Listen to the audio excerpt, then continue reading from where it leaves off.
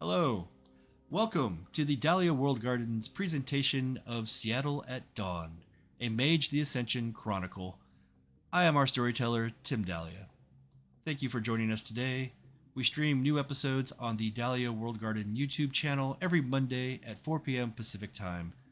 Plus, you can watch our previous and future episodes there as well.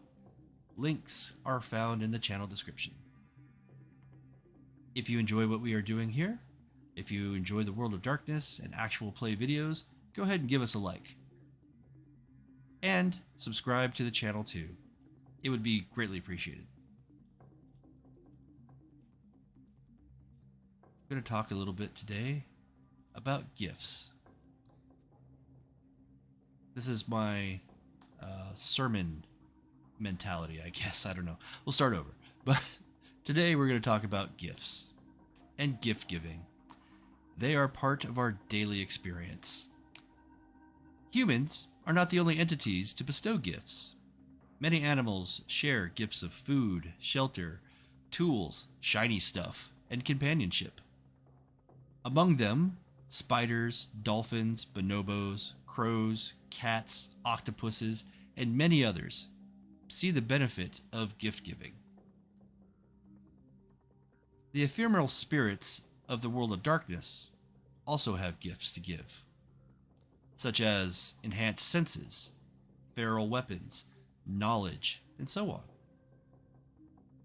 They do not give such gifts lightly, only to those they favor for one reason or another, and it's not always clear what will sway their otherworldly minds.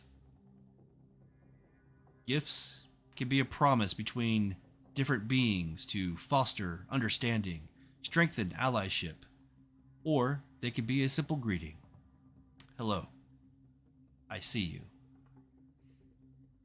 I have been gifted with friends who agreed to play my mage game, and now I pay that gift forward and introduce you to today's mages. Billie, let's start with you. Hi, I'm Billie. I use she, her, and they, them pronouns. I'm playing Charlie Newell, who is, wow, in a spot where we're, training and learning new stuff, but also is in this like really tough emotional spot, because a family friend has been accused of the murder that he was just cleared of. It's there's a lot going on. It's complicated. To say the least. I mean, you don't, change your appearance and go into hiding when it's not complicated. That tracks. Yeah. Most people don't. I mean, some of us just don't like the light. There's that. All right, Alix. Hi, my name is Alix. I use they, them pronouns. I am playing Jezebel Spinner. And Jezzy is feeling good for the most part, with the exception of her friend almost blowing herself up. Where was that? Kind of fucked up the vibe for a second. A big kaboom will do that. But everything is fine, everyone's fine, and now Jezzy is very curious as to what's in this box. Like Brad Pitt. Cindy. But nobody died. I'm Cindy. I play Inea named Blackwell, who is a Kha'vadi techno shaman and the friend who nearly blew herself up. Well, did successfully blow herself up, just didn't manage to off herself in the process. It was entirely accidental and unexpected, I swear. We'll let the forensics figure that out later. Right. They're going to be at it a while. Yeah, no. Nay is kind of coping with that still. She's that's the first time she's ever had a project of hers just spontaneously self-destruct like that. Of course, it wasn't her project, it was her investigation. So And she's had those go up in flames on her, but it's not the same kind of flames. No, Not literal no, flames. not at So all. she's figuring out how to cope with that and still kind of processing because it just happened. Mm-hmm. Oh yeah, And, literally like a couple minutes ago. yeah. Or an hour So- ago. Let's say it's more fair. It's been a little while, yeah. But you know, that's just, we're still coming down off the adrenaline and the whoa, that could have killed me. It absolutely so could have. it's kind of nice to have Mark providing or not Mark, Joseph. Wow. I flipped the names around there on myself. Joseph providing a little bit of a distraction. Indeed. Well, the Night Hunters. In our last session, Charlie reached out to Mark Cardassian, no relation, to strategize a legal plan to help Joel Stalker, a family friend and park ranger. Mark feels he can help and has vowed to work with Jezebel's commune to coordinate a relief effort. Jezebel sought the meditative peace found in the forest surrounding the Cascade Grove. Reaching out, she conversed with Polaris, who revealed they are not confined to the form of a horse, and that they helped Jezebel link minds with Charlie and Nay during his dream seeking. Polaris also revealed that the Cabal's avatars are familiar with each other. Both conversations were interrupted near their ends by the sound of an explosion. Nay attempted to learn more about a scanning device left behind by the men in black during Charlie's close encounter.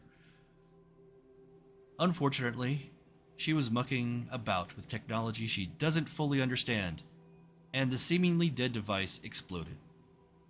Fortunate to not be shredded to bits, Nay escaped. However, there does seem to be a lingering effect, hardening the tapestry near the blast site, making mystical effects more difficult to cast. Poor Daniel was beside himself. However, Joseph, the Verbena master, returned. Grateful that no one was seriously hurt, he helped Nay recover. And then he remembered why he was away, and presented the Cabal with a box, wrapped like a birthday gift. Joseph places the medium-sized box on the coffee table and steps away. We have been thinking about your owl problem, and Alice helped me secure this for you. He smiles and gestures for you to open the package.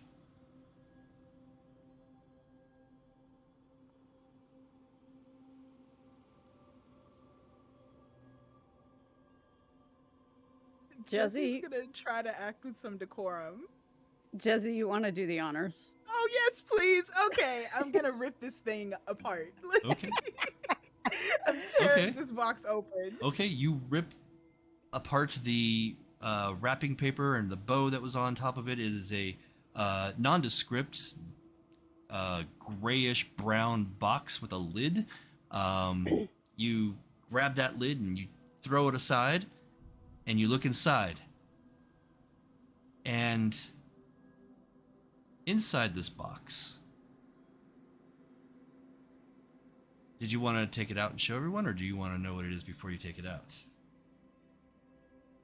I don't want to touch it yet because I don't know what it is. Okay.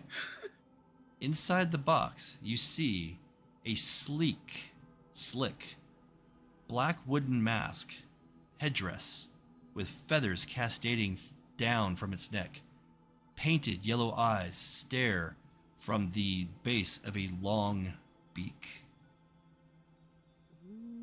And that is what you see in the box. That's pretty.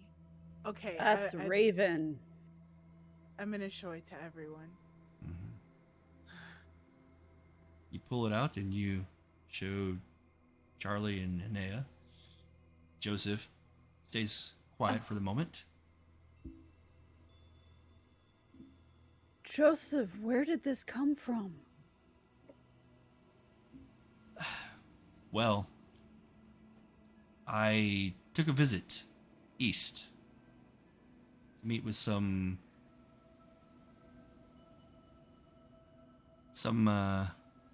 of my daughter's people. I'm not that great with spirits, and Daniel, though he tries, isn't as familiar with the local spirits as Alice is, or her people are.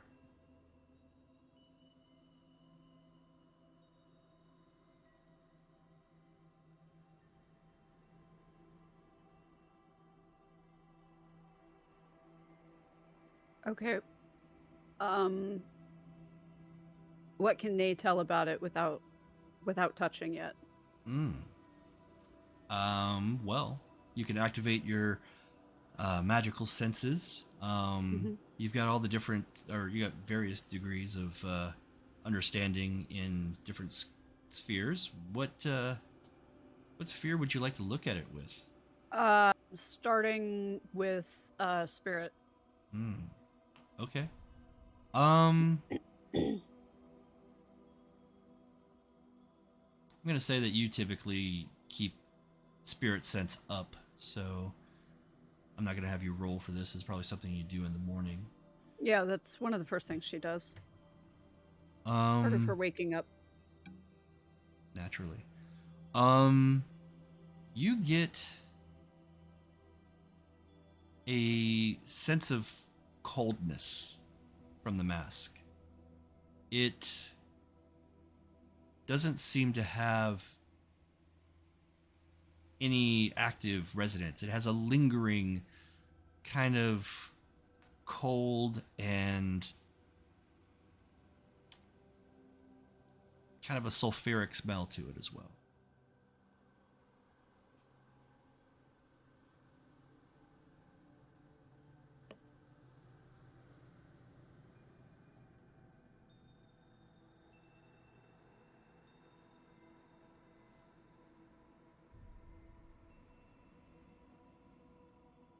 Okay, what do I get?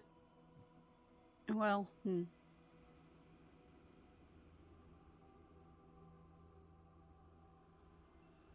know if I want to go there yet.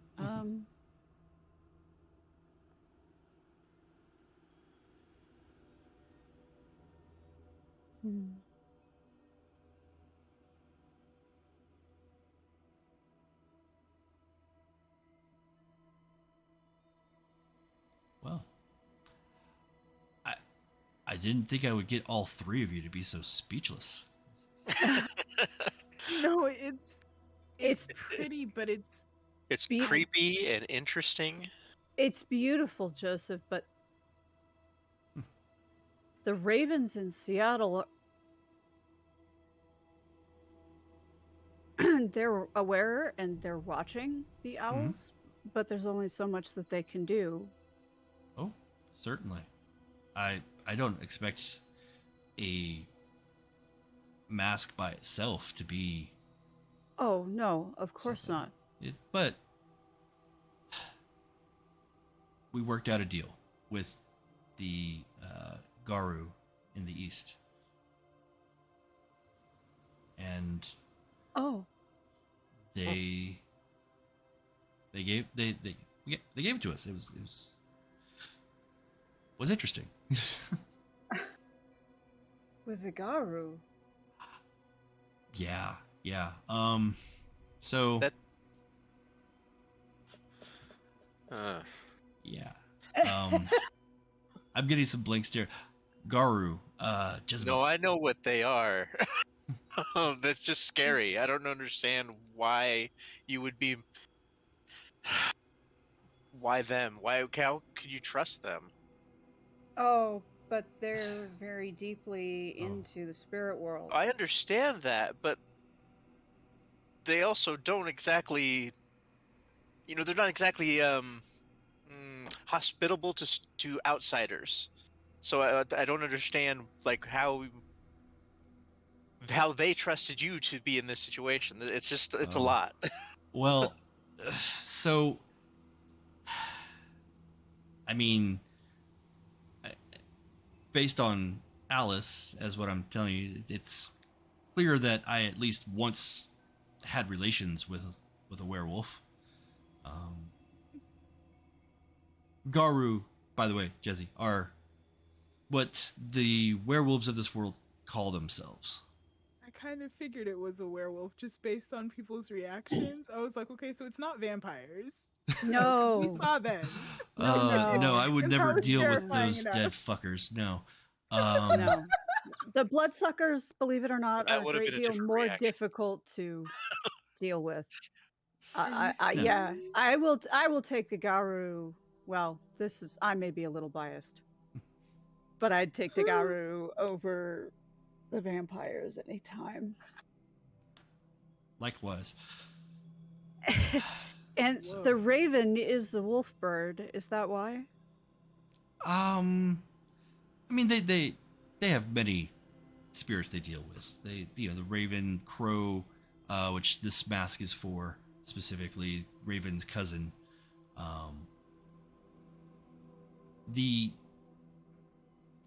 This mask once was a vessel for an incarnate crow spirit, the incarnate crow spirit, and it was worn by a very powerful shaman.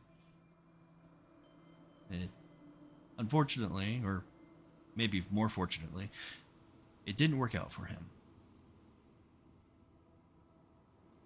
Well, that would be a lot of spiritual energy to be tapping into, especially if he was using it regularly. I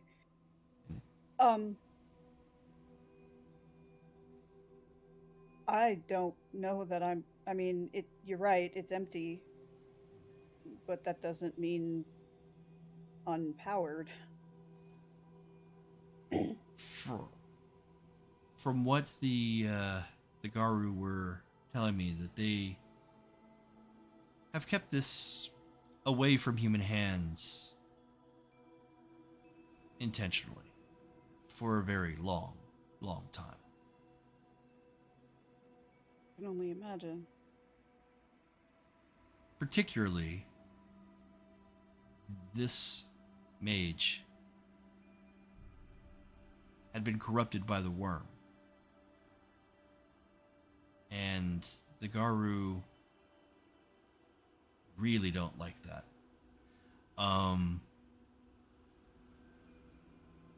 We would call him a Barabi, fallen mage has Nephandic practices. Perhaps it was Crow or something within the mage themselves, but he committed heinous acts upon his own people. So the mask was taken, and Crow left.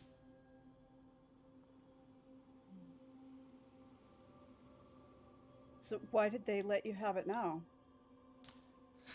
It wasn't easy. Can only imagine not.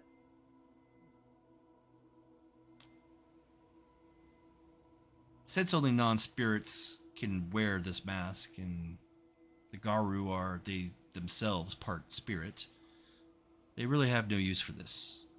They've protected it from human hands. But in the end, Alice convinced them to give it to me. She's really good at that.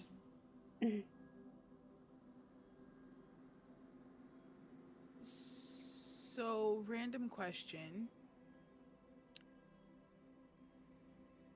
Using this mask, would it be possible for us to pull the owls into the mask and then destroy it?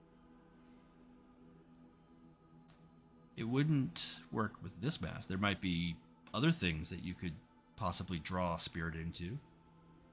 You could create a fetish. But I don't think, even I don't have that level of mastery.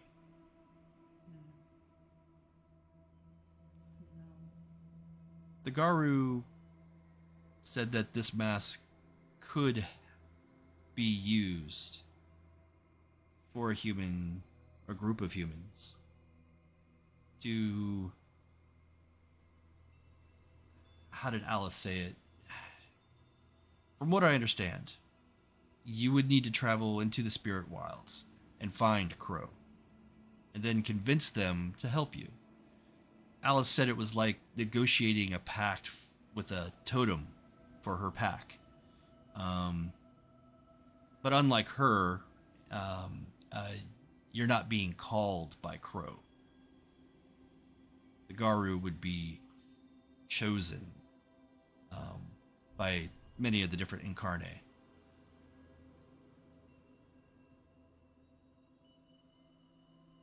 So the idea is to see if we can convince Crow to return to the mask. Crow dislikes Owl. Hates them. As only a spirit could.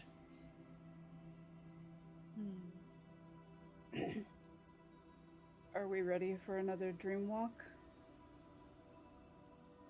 Let's boogie. Let's do this. How are you feeling, Charlie? Ready for action, ready for something to happen. I need to do something rather than just sit here and prepare. I'm done preparing.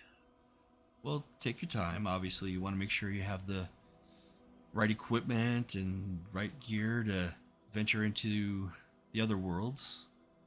You're right. You're right. I recommend that you definitely not rush into this. It Prepare. feels like it would be dangerous. Oh. It is deadly. Like, I mean, we got sucked into the internet. I feel like this is gonna be worse.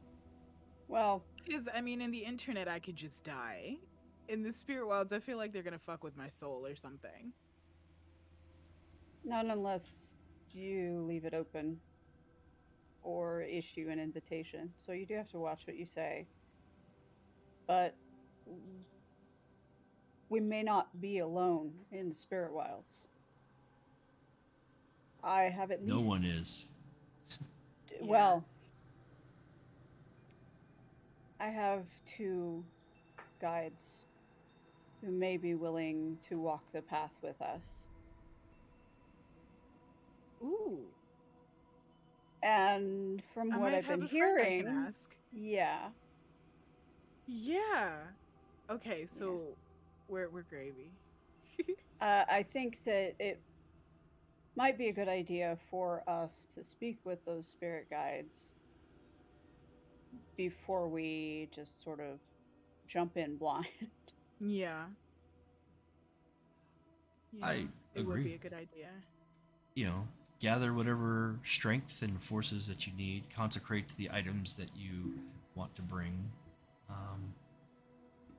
And Charlie, I don't know because I've never looked and wouldn't know what to look for even if I had thought to look. But the mycelial network that you work with has to touch the spirit wilds somewhere. I'm sure that it does. I haven't thought of it in that way, but I feel like when I had my experience, that kind of started this whole thing off in the, with that alien entity, that I was pulled into a place, and I don't know if that's where I was the spirit wilds, but I felt like I was in some sort of a spirit realm at that time, and the network was there with me. When we cross over through the gauntlet into the penumbra, and forgive me if I'm using my language here, you see what you bring with you. If your mind is more attuned to mental aspects, then you're going to see the Vidaire astral. If you're more primordial, if you're more primal, you're going to see the spirit Vidaire. And then you could see the shadow Vidaire if you are like some Euthanatoi, very closely associated with the afterlife. You can change your perspective you can guide yourself to the correct place. If you start off seeing astral forms when you want to be in the spirit wilds, you just have to look at things a little differently. Takes some practice, but you can do it. And once your Vidaire is aligned with your intentions, you can travel nearly anywhere.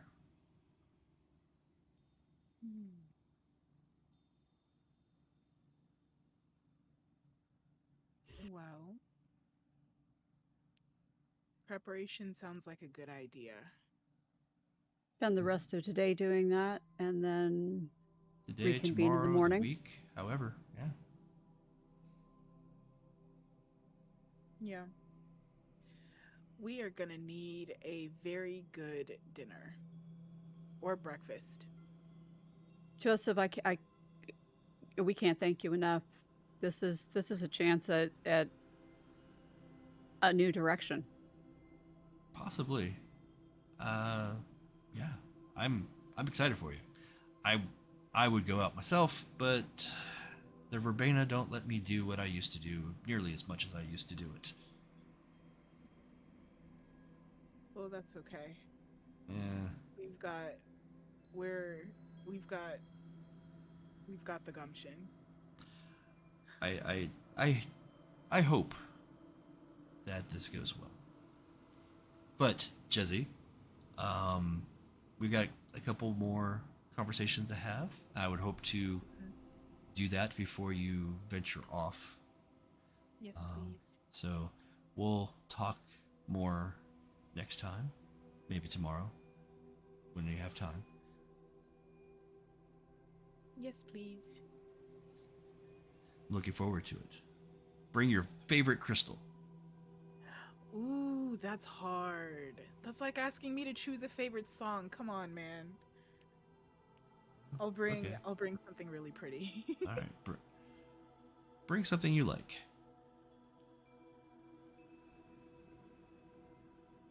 Charlie, I think you and Celeste have an important meeting to have as well. Yes, that is absolutely true. She was telling me a bit about it, and I can't believe she hasn't gone over these things with you. I had a conversation with her. Well, I tend to do things myself, and she's given me a lot of space to do a lot of the growth myself, and just kind of checked in with me along the way. And so I think there's a few things that I may have missed in just, carving my own path. Understood. You've done very well. I don't think Celeste understands the importance of mentorship, but I'm glad that you had the family you came from. I think it shaped you well enough that you didn't necessarily need as much guidance as some others would. I'm certainly proud of the people that I come from.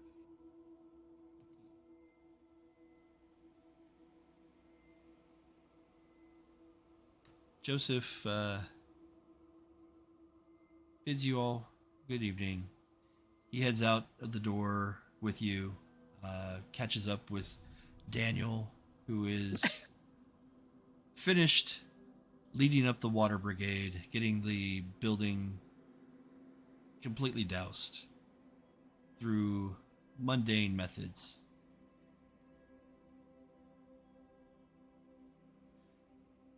Well, I'm gonna head off. You guys have some work to do. You have a great night. See you later. Thank you, Joseph. And Nay has tucked the now lidded box under her arm. She's practically cuddling it. You're not going to wear the mask? Not gonna wear the frickin' mask. What? I made it so you guys could wear it. In time. Understood. The mask is kind of a it's more like a headdress. It kind of fits like a hat and kind of goes up a bit, and the feathers kind of drape down the face, and you see out from the neck of the bird. Huh. Cool. Yeah. So it kind of gives you that extra weird height. Yo, that's cool. Also, side note, that bird mask was made with AI. I knew it. Yeah. I wondered. Cool. Isn't that It's great? cool. That's really cool. They've got some new Find algorithms. that on Google Images. Pshaw. Okay. Well, Inea, we're gonna focus the scene on you. Nay, Probably do a telling off or two. you've been keeping up with the online community, been delving into the digital web, keeping an eye out for useful spells, rituals, news about Cancel or the Owls, or anything else of interest. And you have come across an interesting bit of Japanese lore. The Kami-itachi, the yokai weasels that are usually attributed to creating strong winds. In your online forums, in your communities, that you have kind of sought other dream speakers. Yes. I approve that message. I'm sorry that startled me. That's okay. That is perfectly all right. Startled me too. Sorry, Got a I'm a mask. terrible distraction. I could have gotten a mask myself. You're talking, you pull out this feathered mask, and I'm looking at this on the wall, like I've got to get this down. We could have a masquerade party. Yes, everybody show up in these elaborate masks. I've got 8 of like this masquerade type of masks hanging up on the wall over here. Mine are all in a box someplace. I have no idea where. I had a collection of masks that I collected when I was in Italy. That was weird. I have no idea where they're at now. Hey, sorry. Sorry. Kami-itachi. No problem. Yeah, the Kami-itachi. On the forums, in the safe spaces for awakened, where modern dream speakers and other sects, not just traditions that are part of the Nine, but also some outside, the Batea, some oh gosh, I can't remember the names now.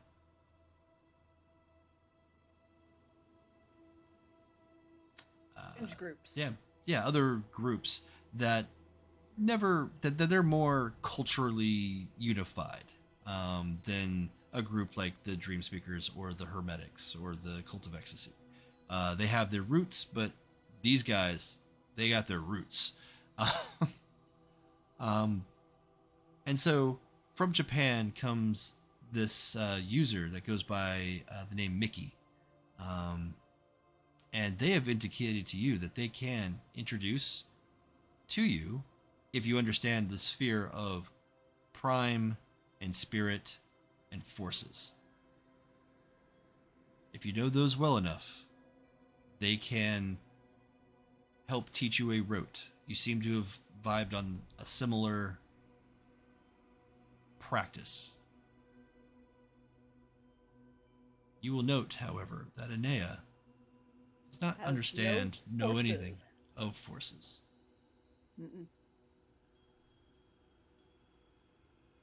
It would cost you 10 experience points to learn 1 dot, and probably a month of study. And that doesn't necessarily mean... Go ahead. She was thinking that she should pick something up in forces, because it was kind of a handicap not having it while they were in the internet. Well, while you were in the digital web, you definitely got a sense for what forces taste like. Yes, and What that's the you other reason it was useful. you understood it to a degree, and it was something that kind of came to you naturally in that space. That experience does not necessarily go away. You know it's still there. It is perfectly feasible that your earlier studies and your experience in this has sparked an awakening of sorts, a understanding of that. And I would say that basic understanding of forces and your understanding of how your spirit works, I would go ahead and let you spend the 10 experience to get the first dot in that sphere. Okay, let's do it. It doesn't get you to the capability of this particular rote. That would probably take some more study, but it gets you on the path. Mm-hmm. While you're on the internet, is there anything that you'd like to do? Any places you'd like to currently this week look into? Ooh. So let's look here.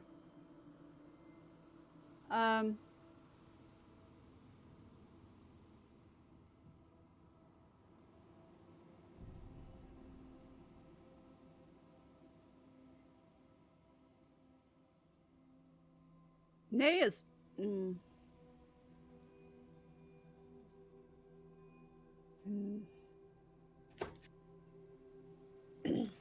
I'm trying to think of what's probably bugging her the most right now. Then I'm actually kind of thinking, so as she's calmed down post-explosion, she's sort of wondering if Glitch didn't, if not deliberately try to kill her, inadvertently attempt. Like in the like as a like an unintended consequence of its desperate need to just like blow shit up, because that it walked in or popped in immediately talking about let's blow it up, you know. So I really think that she probably needs to talk with Moro and possibly Flower Child. Okay. That absolutely is something that you will be coming across. I figure you planning to go that direction, of course, at some point. I'm thinking though, with an eye toward either improving her avatar or possibly mentor. Yes. You have a bit of different connective tissues here with your backgrounds. And I added one more to this. Okay. Because we've been working with Morrow and Glitch and the Flower Child, and they are working more like totems as far as the game parlance is concerned. So I went ahead and kind of got a couple. I got them listed here. Don't have any information on the Flower Child yet. And Glitch, you don't necessarily, not in their backgrounds, but sorry. At the lower of the character sheet on the left, but. Oh, got it. Okay. Yeah. But they don't have any dots in them yet. But a glitch and Flower Child, right? Correct. Okay. But you have 3 in your avatar, and I'm going to basically Storyteller Fiat. This also works as a totem for Inea. Oh, okay. It is a wolf totem, And if you open up you'll see that what associations are with the wolf totem, what type of brood, what type of spirits would manifest, and the abilities that you get bonuses to for this totem. So for having Morrow as a totem, you have an additional 2 in awareness. So DP mods would be +2. DP mod of +2 for brawl, and DP mod of +2 for survival rolls as well. Also, through her wisdom, you've gained a +1 in spirit lore. Of course, there is the ban. Anytime you have this relationship with a spirit totem, there are things that you are not allowed to do, or cannot be. You cannot be weak or cowardly. This was something we already had determined, but yes. Right. First in, last out. But this is just a little bit more bringing that game system into this relationship. I really liked it, so I went ahead with it and did it. And that is also how we're going to proceed if you make any more spirit totem friends. They're going to have similar bonuses and benefits. And they could also work as mentors, because again, like I said, you've got a couple backgrounds that kind of bleed into one another. They really do, yeah. Inea is weird. Mm-hmm. That's this is Mage. People are weird. Okay. So here on the internet, for both mortals and the digital web for the awakened, you haven't seen much activity that you would attribute to cancel. There are some rumblings from the Home Guard solution. Ugh. Planned marches, counter demonstrations, YouTube videos. Mm-hmm. The Calhoun brothers, they're a thing. They may be on the move again. Something that does come across your attention, something that you hadn't heard of before. You come across something that sickens you. It is a new TikTok YouTube fad called Humpty.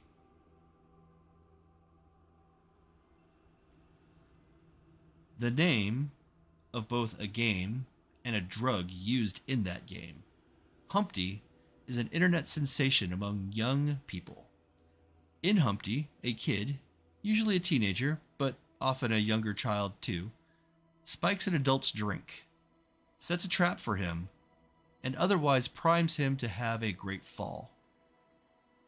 The kid then videos the resulting catastrophe and posts it on social media, TikTok, YouTube, or other public venues where viewers can rate the results. Extra points in this Humpty challenge are awarded for spectacular falls, broken bones, witty commentary, and other sources of amusement. What the hell is wrong with people? Like, some people's children. Some people's children, indeed. I would like you to make an intelligence and investigation roll with a difficulty of 8. Investigation.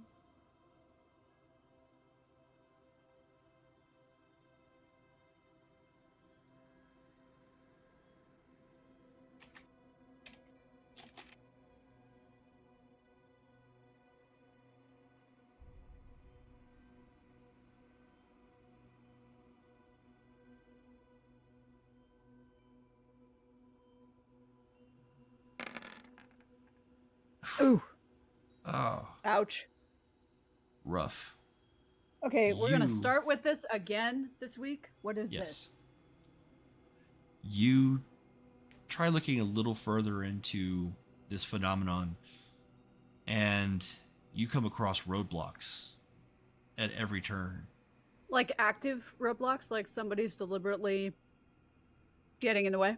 like looking into the history of it, you can find the kids that are doing it over, but you can't find the start of it, who initiated the idea, where the drug is coming from. None of that. It is being hidden pretty well. Okay, I'm gonna continue pushing that. Like put feelers out about that. I would say you get a bit of a tickle in the back of your mind. You know a guy who makes drugs and works That's at a what high I meant school by putting feelers out. Okay, so hey, and has okay. dubious moral scruples. Brad. Do I have Brad's contact information, or do I need to bother Charlie with this? Because I don't really want to bug Charlie too much. He's got his own shit going on.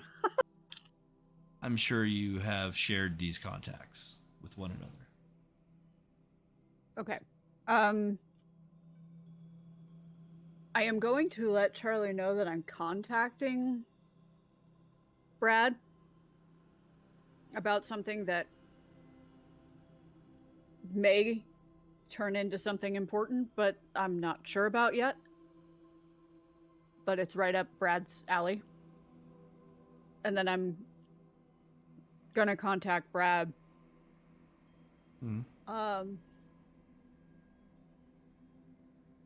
Identify myself as one of Calvin Klein's friends.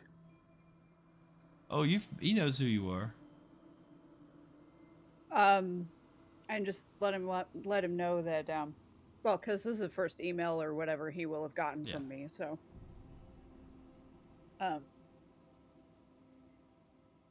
hey, I just ran across this Humpty thing going on TikTok. You know anything about where that's coming from, when it got going?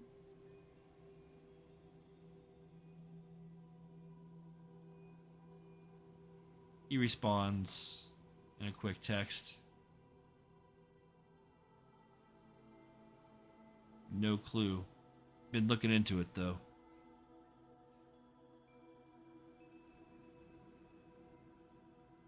Let me know if you come up with anything, ?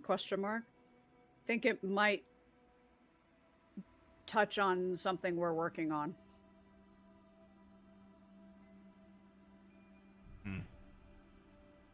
He responds, no shit. That sounds terrible.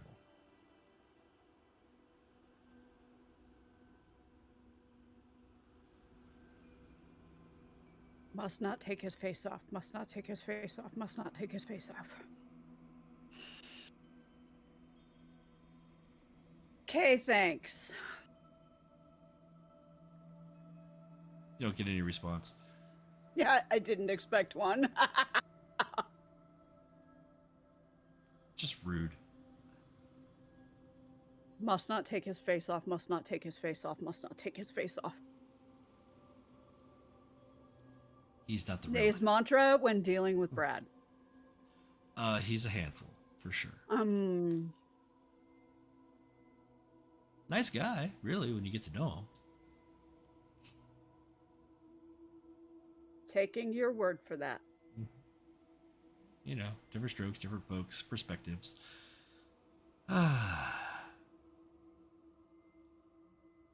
After you've spent some time looking at the various online rumblings, after you've done all that you can think of at this moment, we are going to shift our focus to Jezebel. The following day, Joseph takes Jezzy aside.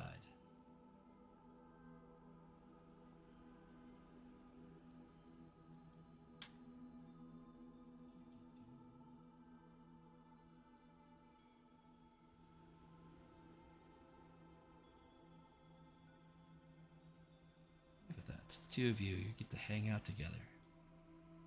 Yeah.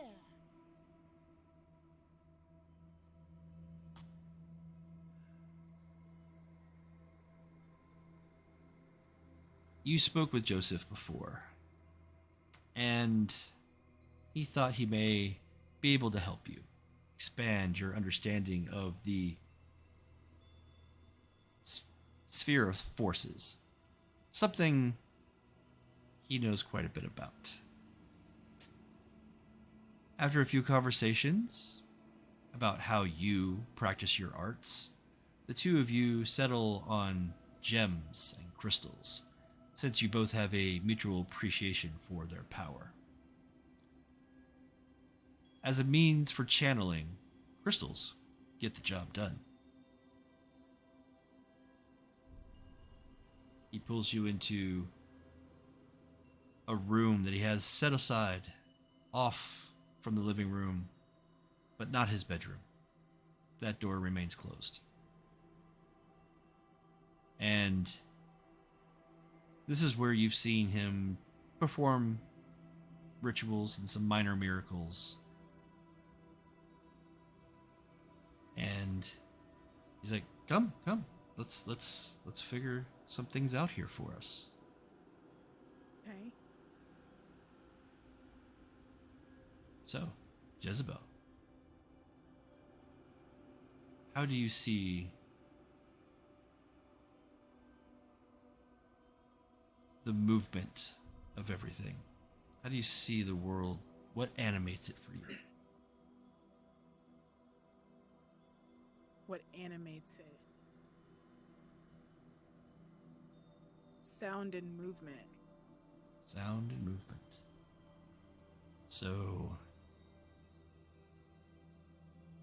it's not just electricity running through wires. It's not fire percolating the kettle. It is the sounds that you feel. It is the kinetic energy that moves from place to place. The dance to that music. Exactly. Okay.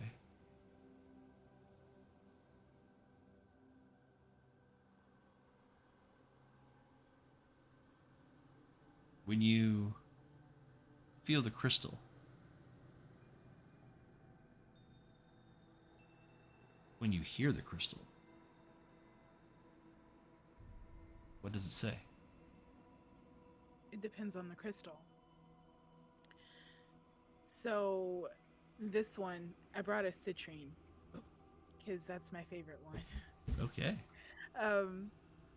But this one says sunshine. This one says warmth.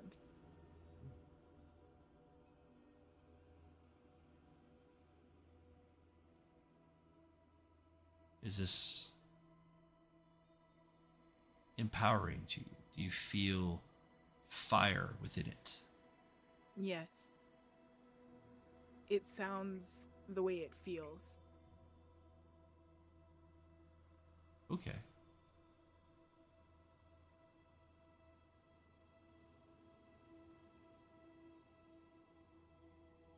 I will have you, since this is not the first meeting of this discussion, I will have this act as a mentorship. Not an official codified background. You're not going to have any dots in mentorship, Joseph, from this, but for the time being, he is acting as a mentor. So I will have you roll 3 dice with a difficulty of 4.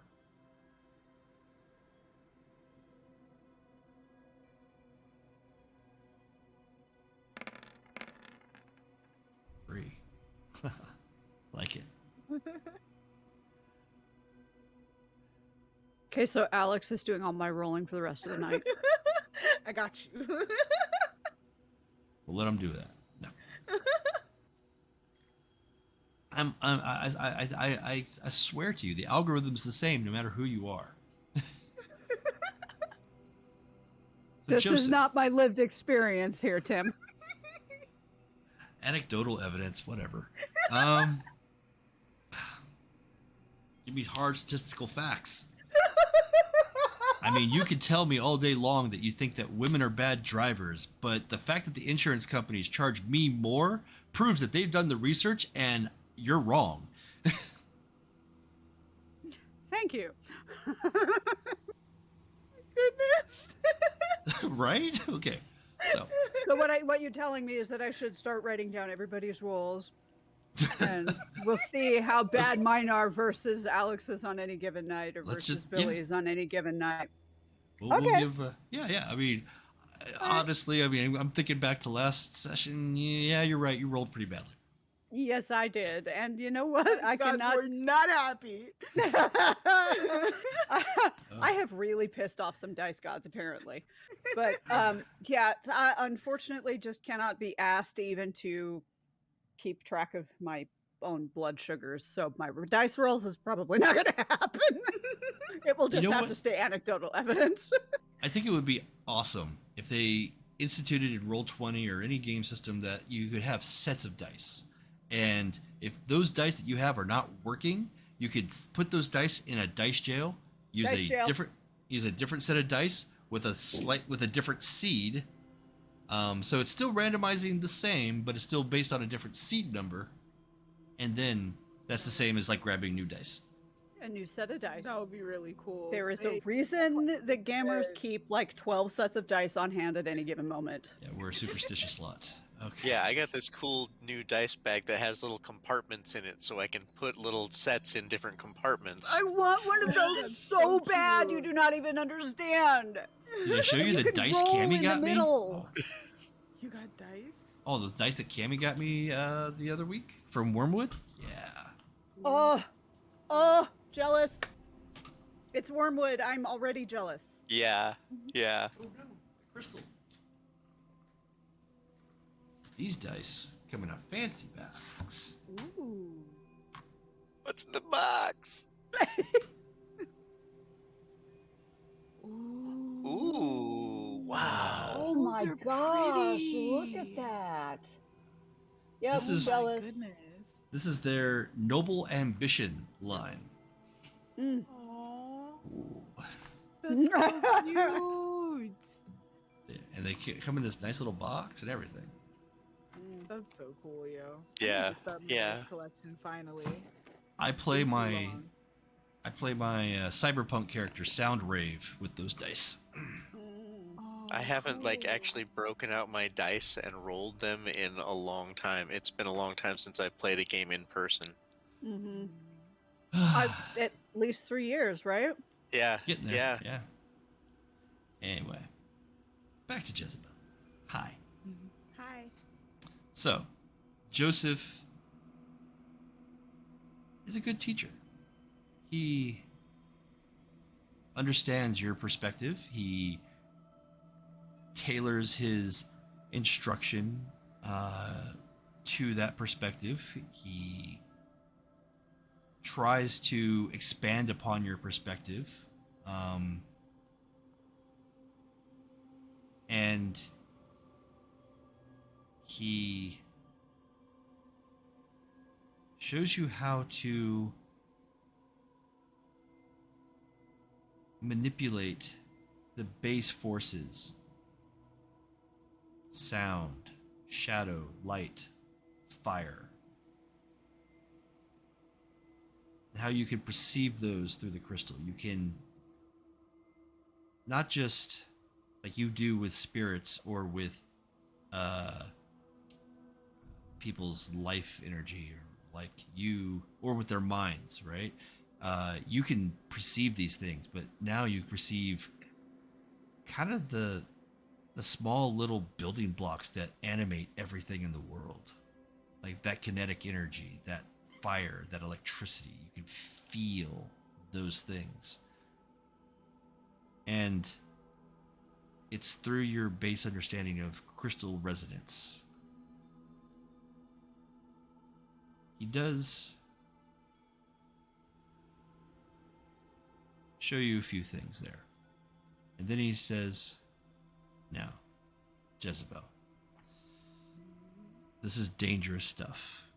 This is flashy stuff. There are awakened who have gone down this path and seriously have injured themselves and others. And it is one of the easiest ways to bring paradox upon you. So, as you learn, be careful. And if you'd like to learn more, I am still here. However, I have a favor to ask you. Of course. How influential? That's not a good word. Could you change Aunt Mabel's mind on anything? I could try. It's very hard for her to say no to me. I can understand. I hate to ask this, but this is the nature of the world, and I desperately need Aunt Mabel's help. I need her to publicly, in front of the Cult of Ecstasy tradition and any who listen to her, to endorse my run for the Horizon Council.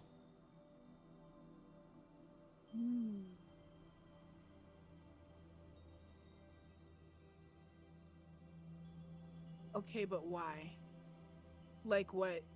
She has significant sway, and I need to be on the Horizon Council. I mean, that's fine. I can give her a call and see why did she tell you why she won't or why she hasn't?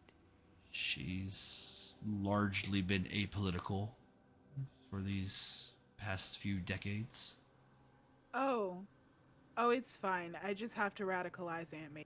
It's cool. I'll just rant about capitalism or something.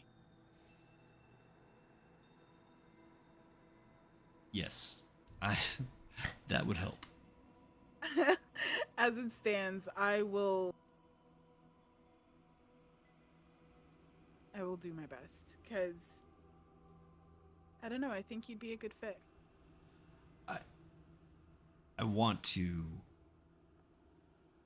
bring my people into the 21st century, still honoring our pasts and all that we are, but we've, and myself included, have really lost the will of the people. We've lost the way of the world. And we need to adjust. And there are too many dissident voices in the Verbena and in the traditions. It's dangerous. We need more unity. You want to reconnect with yourselves. I want us to connect with everyone. Yeah. Okay. That actually could work as my in. I don't think Aunt Mabel would be against the idea of more unity. That's what our family is based around. That's where our love comes from in the first place. So, I don't know, maybe she'll understand that. She should do. She's a reasonable and intelligent woman. I've always thought so. Yeah. Thank you. Absolutely. Thank you. I would greatly appreciate that. So much. I mean, it's the least I can do. You've taken us in, you've taught me stuff. I mean, you healed my friend. There's a lot of reasons why this is the least I can do. Well, I appreciate that.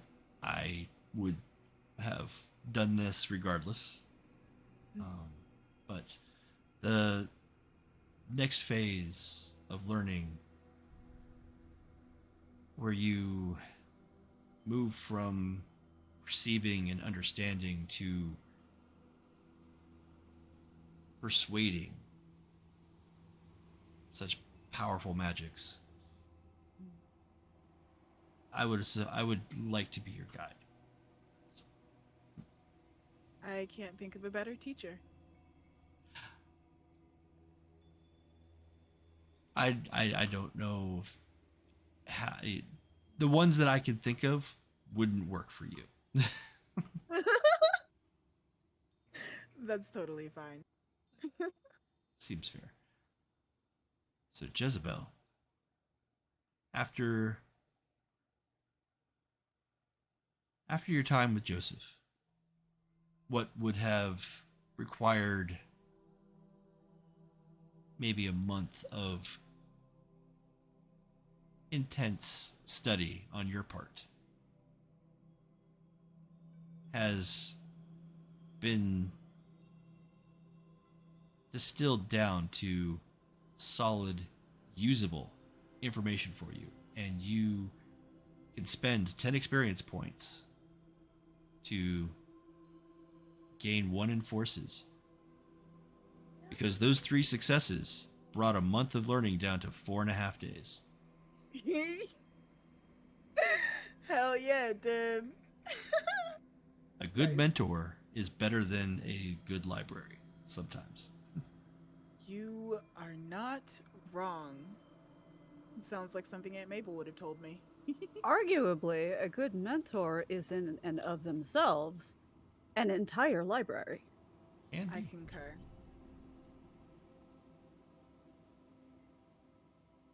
Yeah. It looks so pretty right there. While not at the power levels that you are seeking yet, you are on the path to being able to incorporate forces into your magics. At first through these crystals, but as you understand it more, you can bring in other instruments as well. The rote, your Kamehameha rote, Mm-hmm. still employs prime. It still is attacking their pattern. It's not as damaging as it can be once you start adding in fire or electricity. Just pure old good kinetic energy. Lightning. Yeah. These are the wind, if you were looking to have some wind weasels help you out. But no, that gets you on the path to learning more. And that mentorship from Joseph, while, like I said, not an official background, currently you have access. So it may turn into a more codified mentorship. But backgrounds are funny that way. Mm-hmm. Nice. It is this time that we will shift our focus to Charlie. Charlie, you are one doxy witch. Other awakened are uncomfortable around you. Sleepers can sense that there's just something really off about you. Fungus grows from your skin as naturally as it springs forth from the ground. It's been a problem. Your first mentor has decided that you need more instruction. Particularly... Do I look like I need instruction? Yeah, maybe. Maybe, just a little, yeah. Like, huh. You look like a level from Super Mario Brothers.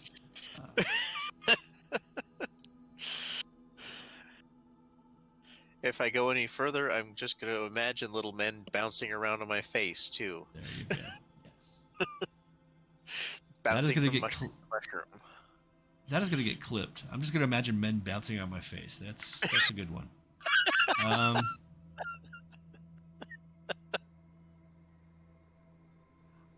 I will say, I did enjoy using you talking about wand waving in my promotion work. That was great. It is the best inaccurate description of this game. Anyway, yes, your mentor has decided that you need some more instruction, particularly in the art of consecration. So, she has asked you to meet her by the lake this evening. The moon is bright and full. Ooh. She has asked you to bring something silver with you.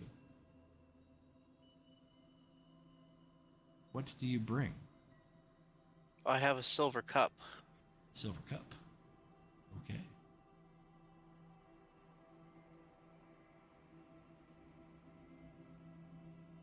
You traverse through the forest. The lake's not too far from the grove.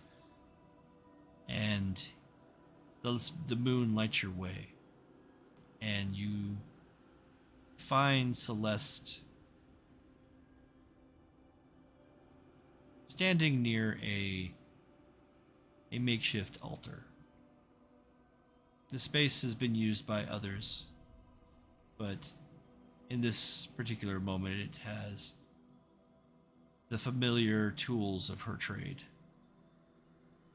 See dagger and the wand that she taught you with. See the tablecloth laid out. Other knickknacks and witchy things.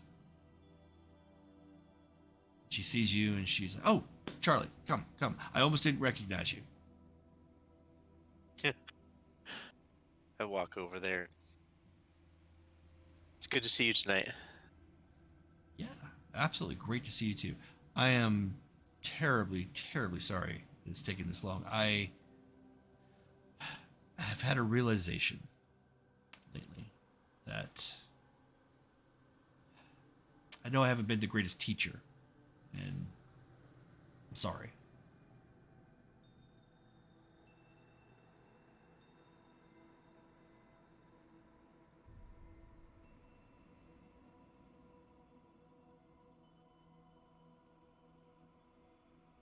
Grab the wrong one. Who knew? Wrong teacher.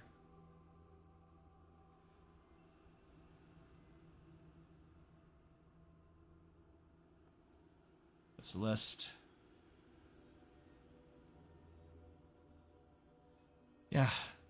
I had a lot of my own shit to work out. That's understandable. I mean, I did what I could with what I have, and you've taught me, things here and there and guided me when I was lost. Yeah. I mean, I am great and all, but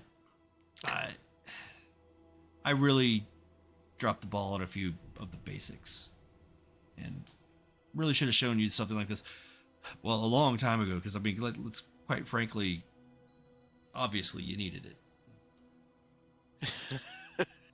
Yeah, I could use some help for sure. Yeah. So, okay. Well, I mean, moon's starting to get up there, and I mean, the lake's pretty great. I mean, we don't have much like this out in the city. We have to kind of make do with what we can. But this is perfect. This is perfect. So, let's do this. She brings you to the altar. She takes the cup. She's like, "This is actually perfect." And she places that on the altar, and she walks you through the basics. Blessing the ritual space, evoking the 4 cardinal directions, and she guides you to fill the cup from the lake water. Okay, I grab the cup and I go and kneel down by the lake water, take it in both hands and scoop up the water. Bring it back. And she takes your hands and has both of you holding the cup. And she directs the two of you to hold it up to the moonlight. And she starts invoking. And she says, "We consecrate this water in the pure light under Miadwa, Selene, Luna, Diana, Mani, Hecate, and all the many facets of the moon goddess.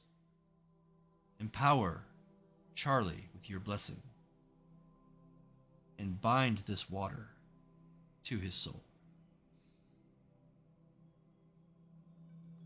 She's guiding you through this ritual, but it is your magic, it is your power that is being invoked here. I will need you to roll your arete. This is a Prime 2 effect. Well, Prime 1, but we'll add the extra 2 because it's better.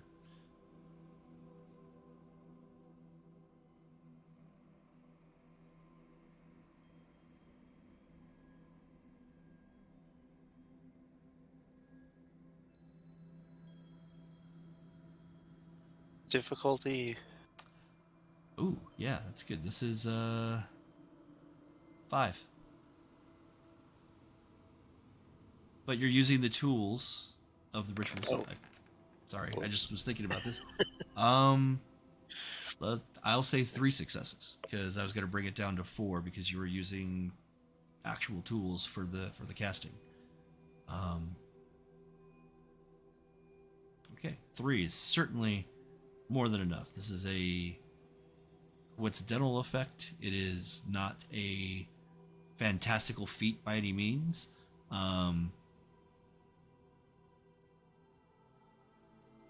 This Verbena ritual, this binds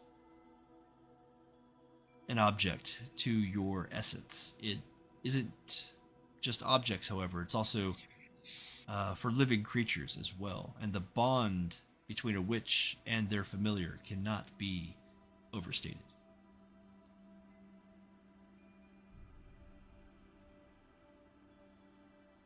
Typically, this ritual would require you to place a silver item into the cup. But since the cup itself is the silver item, that's not required. After you consecrate the water and the ritual comes to its completion, Celeste stands up, brushes herself off.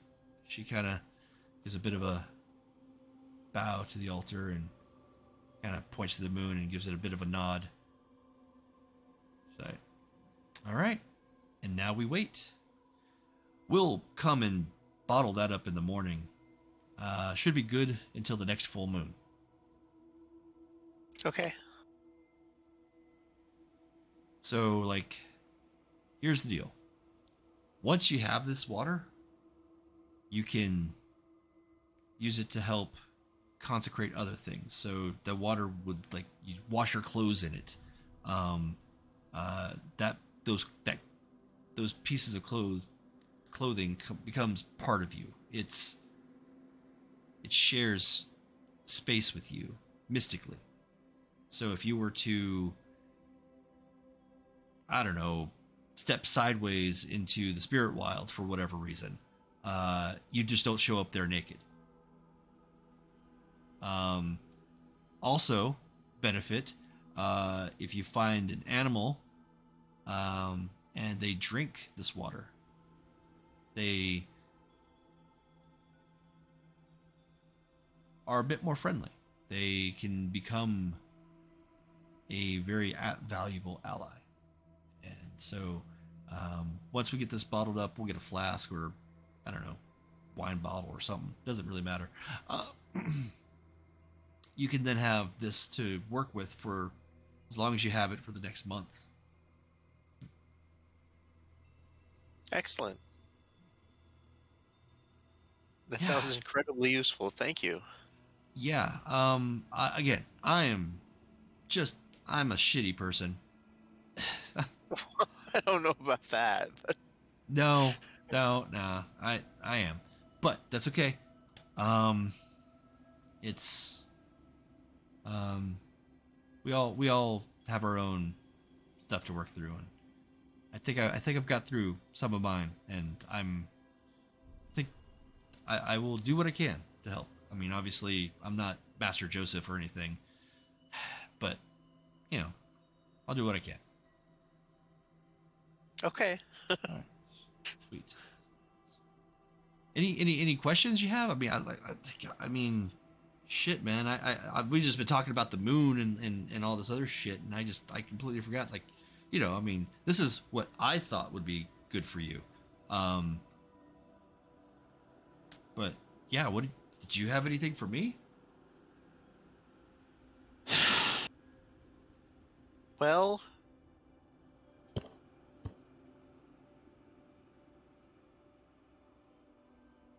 I feel like I did, but then, I get to the moment of when it's time to actually talk about it, and I don't remember those things. Out of character, this is why Billie should take notes. I took notes. I have all of them right here.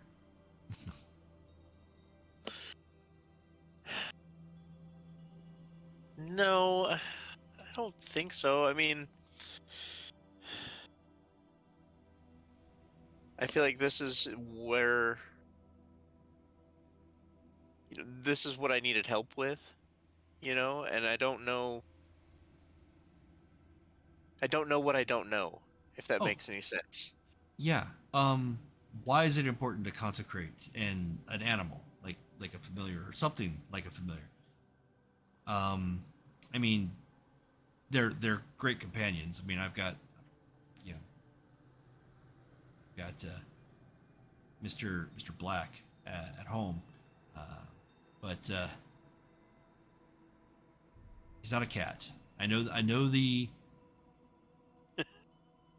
I know the trope, and I know his name's Mr. Black. He's not a cat, so he's a spider. And so he can help manage your your doxing. I mean, pretty badly here. So they've been known to help out with that. They don't like it. Don't make it a habit. It hurts them. But also, they can do some really neat things, like they can kind of go around and spy for you. They can, they can hang out with you. I like the hanging out part.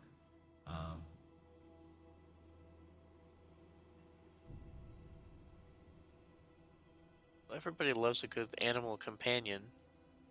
That you do have to, trade essence to it, quintessence. You have to give it some tasks every once in a while.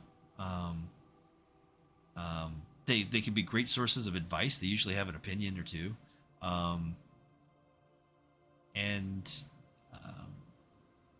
yeah, I mean, they're just good friends. And again, the doxing, I don't recommend continuing to go as crazy as you are or have been, and forcing your poor little whatever to eat that. They don't like it, but they will do it because they love you. Speaking of, like, how I got into this situation in the first place and stuff growing out of my head, can you help me not be so blatant with my magic? Is there Go ahead. ways that I can go about doing things that aren't quite so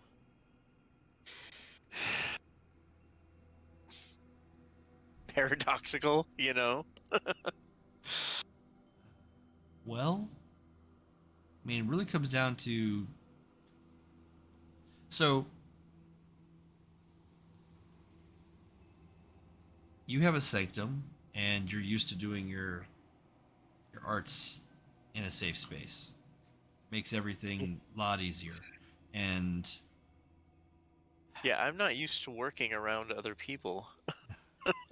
and that's the thing. In when there's other people, they're, I mean, this is kind of from the weird metaphysical library that the traditions work with.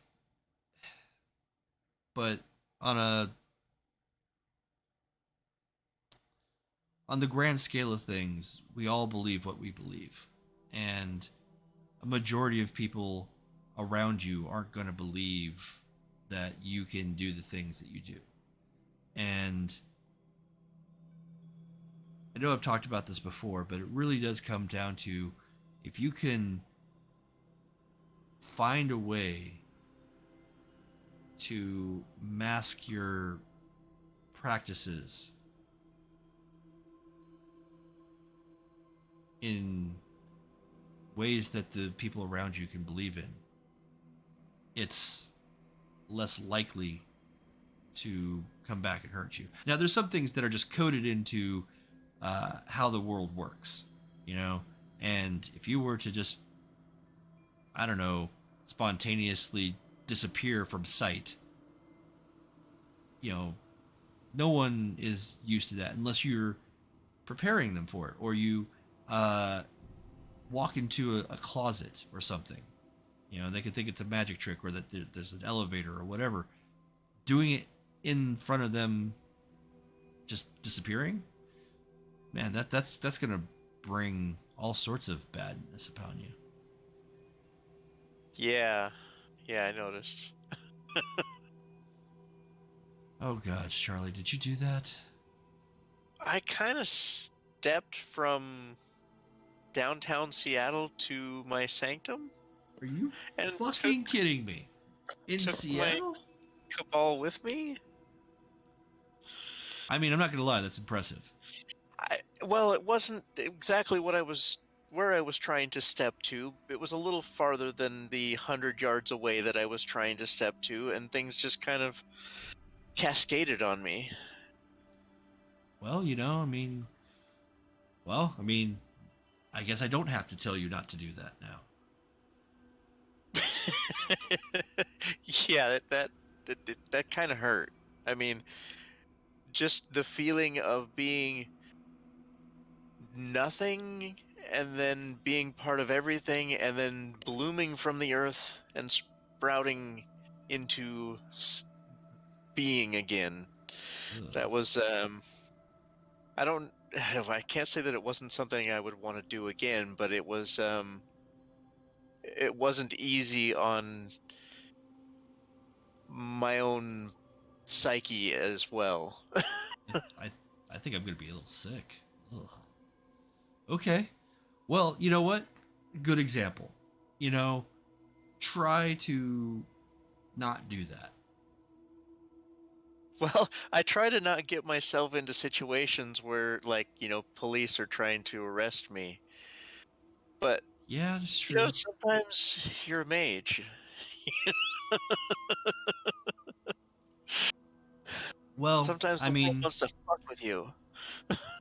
there are, from the way I understand it, there are reality zones, right? Where, like I said, out here, you could probably get away with some stuff better than other things. People around here believe in, you know, witchcraft and dream speaking and such. But you go to like a technocratic haven, like something like Seattle, which, you know, by the way, is not as technocratic as they think. But yeah, you're gonna want to like have laser guns or something instead. Now I know you probably aren't gonna work with a laser gun. Neither am I. So it's fine. It's fine. But if you find yourself in places that are not conductive to your way of doing things, you just have to think a little more creatively, maybe. Okay. I can get that. I just have to put myself more into the situation and think more about what would work better in that situation. Yeah, I mean that's how I've gotten by. I mean, I try to do things very subtly, but every once in a while, you gotta Once bring in it. a while, you have to heal somebody because you ran over them with your car, and Well, sometimes yeah, that's just that's just good manners. So, well, it was certainly a precipitous moment for me. well, you're welcome. Um, I'm gonna go back to the city tomorrow, but I wanted to say you're doing pretty well actually, and I'm gonna say hi to your mom, and the others, and then go back to the Pike place and deal with the flowers, and yeah. Thank you. Oh, you're welcome. You're welcome. And again, I apologize. I'm a piece of shit. I'm gonna say You're it. too rough on yourself. No, I'm not. Trust me, I'm gonna go back to Seattle and I'm gonna forget all about this, and I'm gonna be sadder for it because we don't have anything nearly as beautiful as this out there. That's true. But yeah, hey, I got business to take care of, and the Lakashim calls every once in a while too, so got to do that. Of course. Well, it's been a great night, but I'm tired now. I'm gonna go to bed. I'll see you in the morning. We'll collect that water, and it'll be perfect for you. Excellent.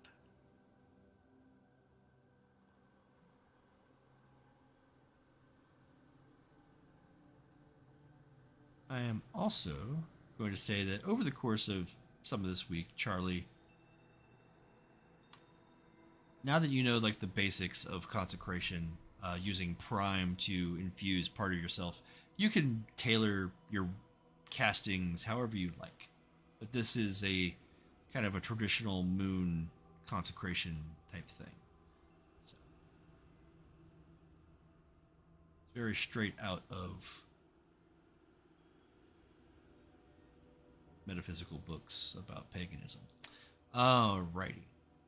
And that is very much Charlie's alley. So Charlie, Inea, and Jezebel.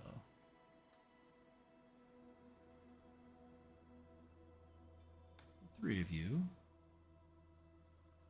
have spent some time this week discussing your various projects, things that you're working on. You are in your shared cabin because they don't have enough space to have individual cabins for you, and you burnt one down. It's just me. I'm just gonna dig that a little bit more. Oh, just me. Just you. That's all my fault. I could even try blaming Glitch, but that was me.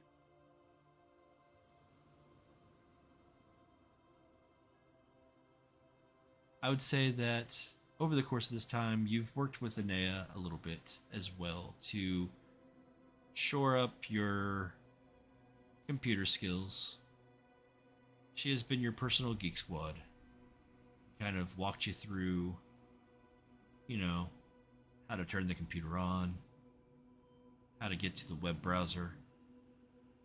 You already have one dot in computers, but I would say that you would be able to spend your experience to increase that to 2, and that would be, it's going to cost, if you'd like to do it, and I know that was something you were talking about. Yeah. That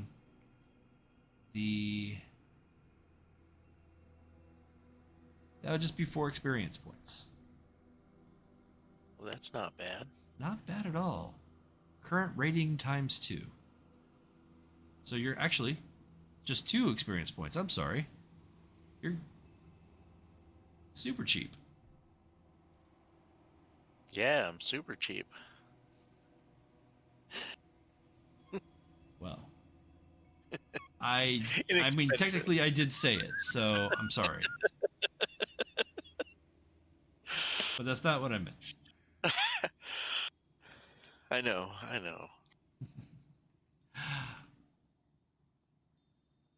You have this space for the 3 of you. Anything that you'd like to share with one another? I'd say that this is after Celeste's left. This is after you've had your talk with Joseph and your searches online. You've picked up. What container did you put your consecrated water in, Charlie? A canteen. Canteen. Okay. Very survivalist. Makes sense.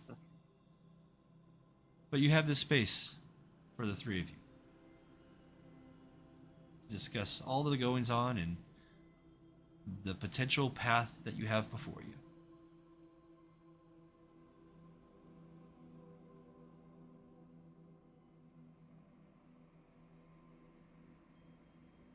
So Joseph wants into the council.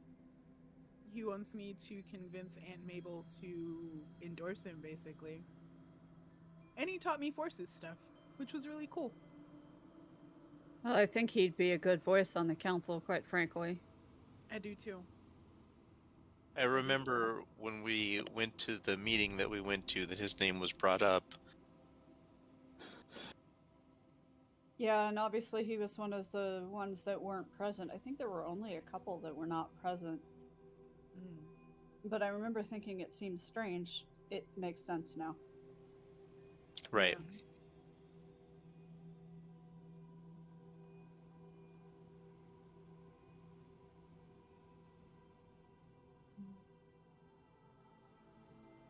I think I'm probably going to have to call Aunt Mabel before we go, so that way I can secure this for him.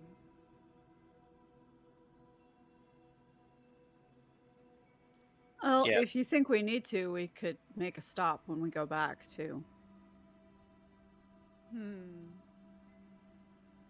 Well, it wouldn't be a stop for you. It'd be going home for you. But it might not be a horrible idea to check on Jolie as well. Yeah. And stop him from terrorizing my friends. Was kind of what I was thinking, was that maybe I could collect him and see if he's got a safe place where he can go. Yeah. Sort of relieve the commune. Yeah. Might think about some kind of dreaming trip I could send him off on. That'd get him out of the Seattle area and give him something constructive to do with himself that he actually knows how to do.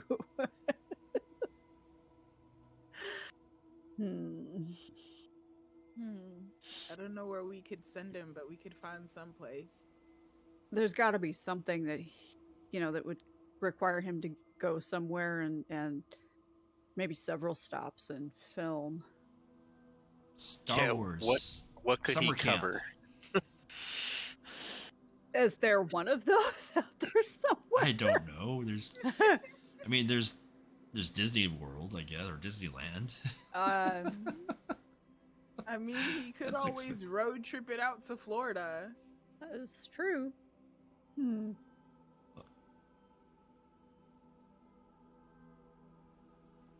But I have no idea.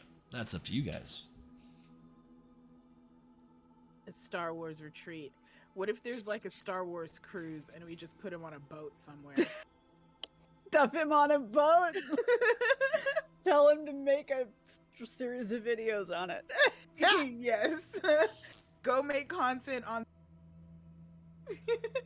So, Nea is actually going to look into some of these things to see if she can find something. You imagine sometime in the future, you're like, yay, this is Jolie Jones coming to you live from the Disney Star Wars cruise experience. I just ran into BB-8 and R2-D2, and it's been fantastic. I was actually a little concerned that the first video or two might be just high-pitched, incoherent screeching. Yeah. Just squee the whole time. Just total absolute squee. And then maybe he might, by the third video, locate some chill for half the video. All these possibilities are running through your mind as you're thinking about what to do with the energetic and kind of naive Jolie Jones. Mm-hmm. Mm-hmm. Energetic and naive. That is so beautifully charitable. I love it. Also, terrifying. Yeah. See, I feel like if we found some sort of a Star Wars conspiracy for him to chase down, that would be like that would keep him busy AF for the longest time. If it was something good, that didn't actually necessarily exist. Like he's got to go and find the secret entrance to Skywalker Ranch. I don't know. And infiltrate George Lucas's personal home. Oh Lord. Well, no. We don't want to. No, we don't. Breaking and entering between friends. A little B&E for Star Wars, No, like I don't know that they secretly filmed these things in places that they didn't say that they did, and I don't know. Did this person actually write this, or did that person actually write that? You send him on a wild goose chase. Yes. Chasing like the first real lightsaber or something. The question that might send him to the Large Hadron Collider for a while. That could be. That sounds the real like question is, do either of you, any three of you, do you believe that you have the Star Wars trivia knowledge to perform him, like make him think something because he might already know the answer to whatever you try to throw at him? No, Charlie barely knows what the hell they're talking about. Right. Yeah. That's why in Star Wars. That's why Ney was not thinking like trivia shit. She was thinking like to proselytize to the masses about Star Wars. Turn it into a real religion. Like, actually, the Jedi Church is a thing. I know. No way. I'm dead ass serious. Dead ass serious. They are Jedi. I shit you not. It is a federally recognized religion. No way. They're yes. Exempt. This is crazy. Yes. The Force is real. This is bad shit to me. I love Star Wars people so much. Yeah. So okay, now that we've completely gone off the rails there. Completely off the rails. Sorry. No worries. I helped. You're like, no, I helped. It's okay.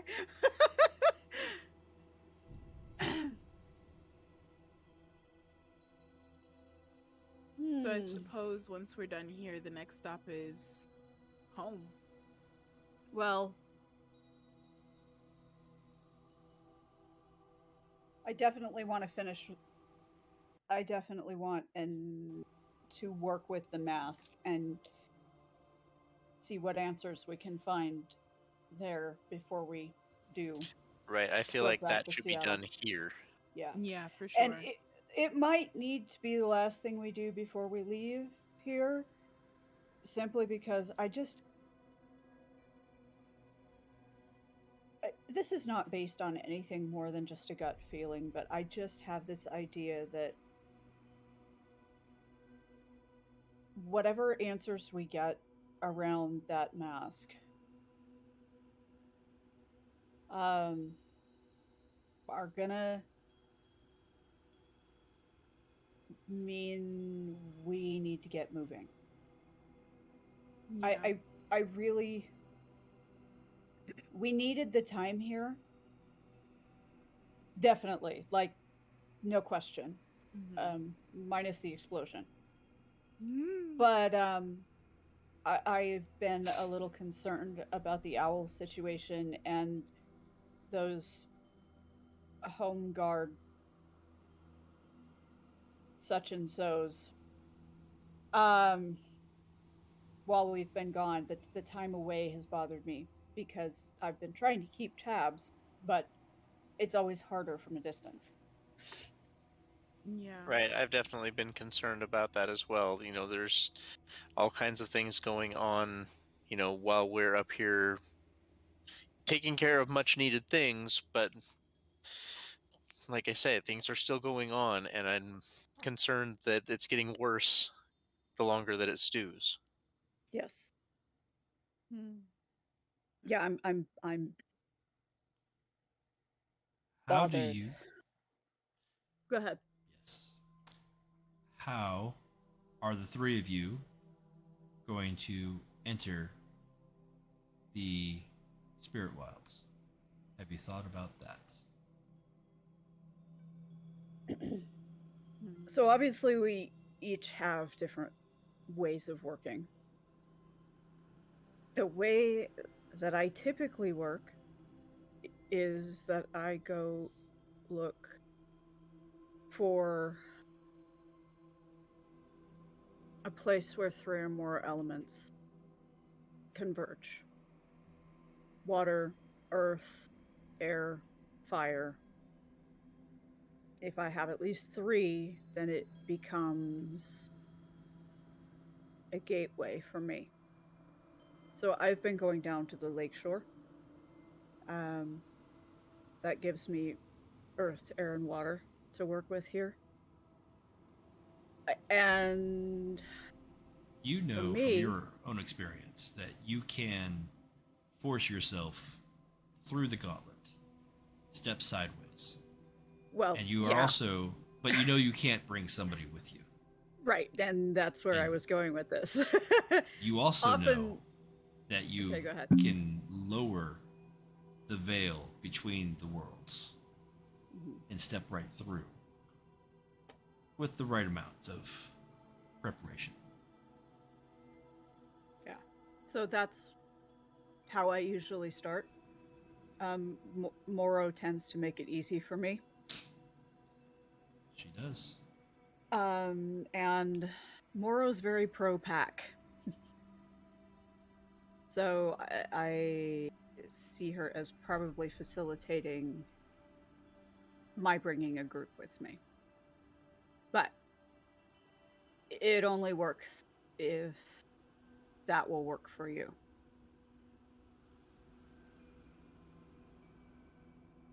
Well, I've only ever done that accidentally.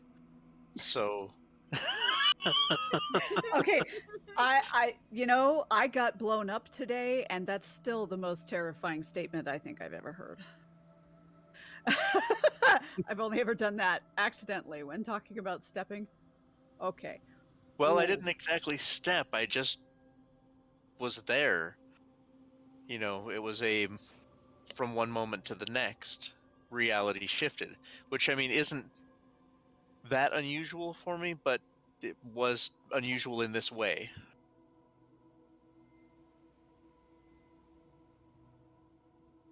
I mean, I can see it, but it's still pretty scary.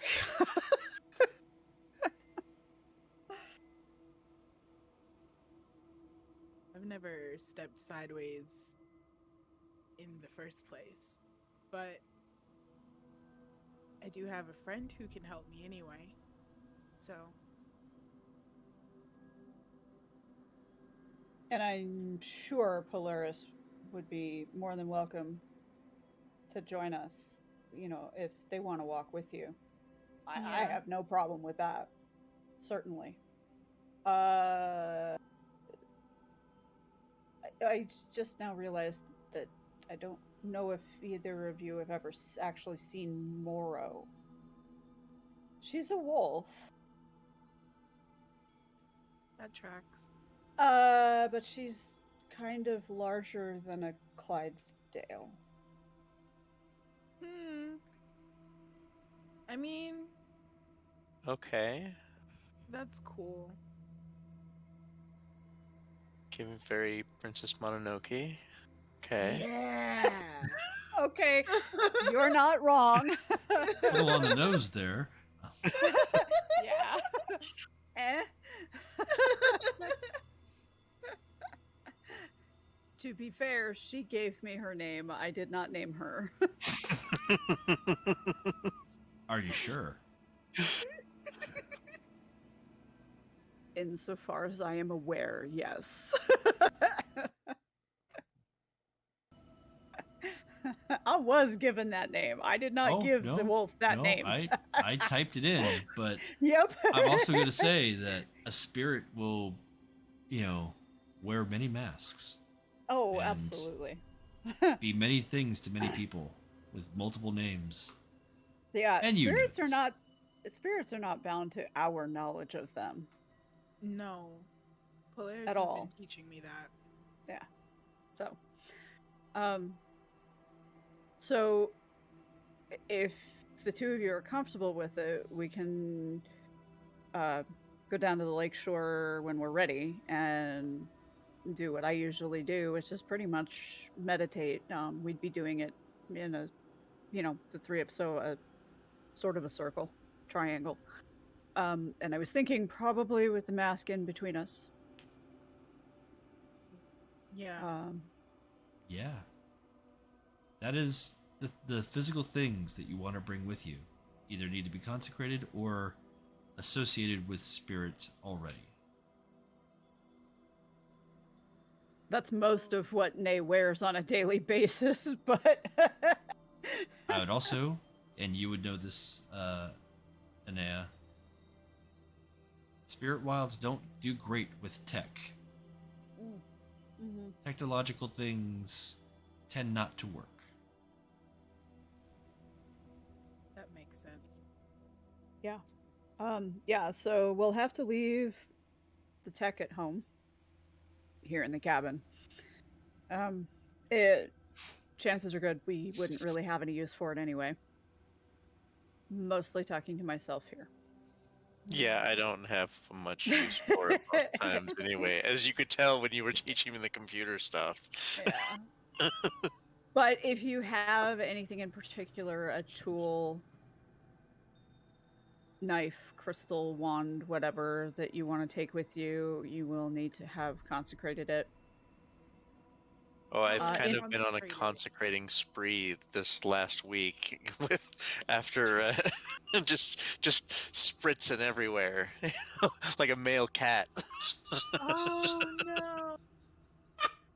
Oh no. Ugh, no, it's gross. Okay. That's hideous. Oh. Yeah, I could have maybe done without that particular simile.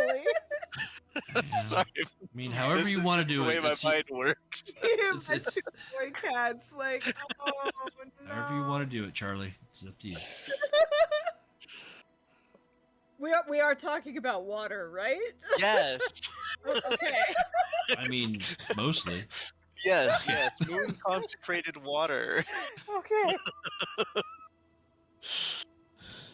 So, to your question, Jesse, it's going to depend upon your tradition and your tool. Well, I'm thinking, could I use smoke?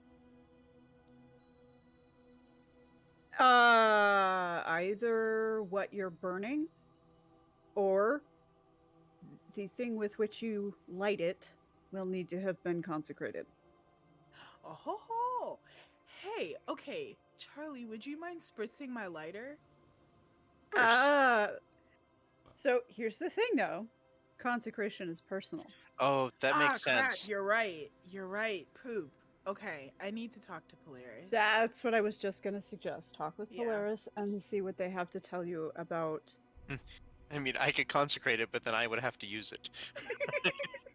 I mean, you're welcome to, but I don't think that It's would not going to help do you. me any good. I'm just going to get a little disoriented. Consecration of an object only requires a spell or casting of one in prime. So immaterial objects are easy to consecrate. If you were to consecrate a living thing, it would require 2 prime. So, I was just thinking, if she said if you use smoke, and I'm like, but if you're taking it with you, then whatever you're burning had to go with you. Well, I'm thinking, my logic was, if I could consecrate the smoke or make the smoke consecrated or what have you, I could blow it on the things that I want to bring with me, like my tools and clothing, probably. Oh, okay. So However, you're talking about using smoke to consecrate items. Yeah. Yeah, absolutely. Okay. Yeah. So, yeah. Work that out with like Polaris. I think, yeah, I like role play the conversation. That this is obviously out of character, but role play the conversation would probably help you like solidify it in your head. I think you can do it. Yeah. I think about how you would want to go about doing that, and that would just you as Jezzy could figure that out.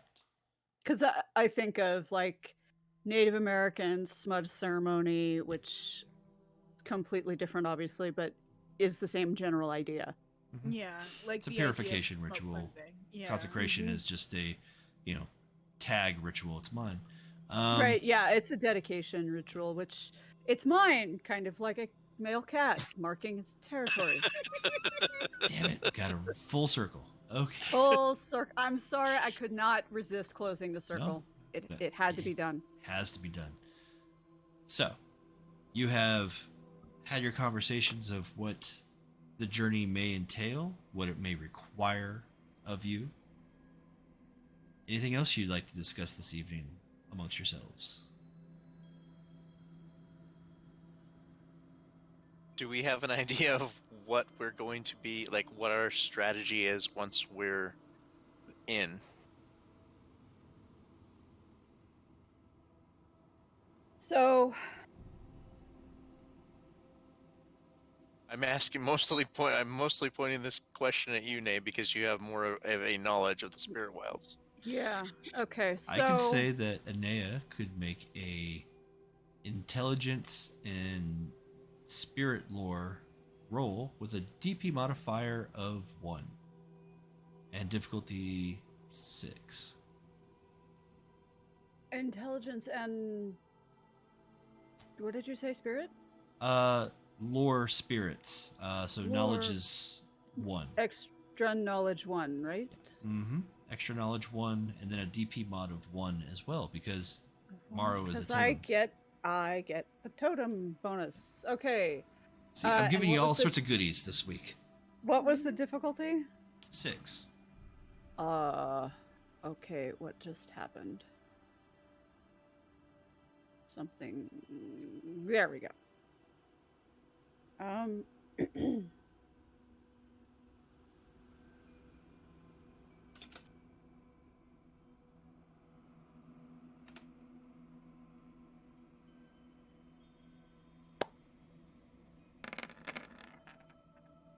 Oh, 3. Yeah. There you go. Yeah. That's better. Write it down. Yay! Scribble. So yeah, you have a solid knowledge of Crow and Raven. Raven being the supreme trickster, said to have either made or saved the world on numerous occasions. And his little cousin Crow is slightly more humble, but no less clever. Smart, pragmatic, unsettlingly knowledgeable, Roe and Craven have sinister connotations to some people and cultures for their habit of snacking on the dead. As a result, Raven and Crow are considered psychopomps, ferrying the spirits of the dead onto their rightful resting places. Or onto their resting places. And occasionally bringing them back for revenge. Like Brandon Lee.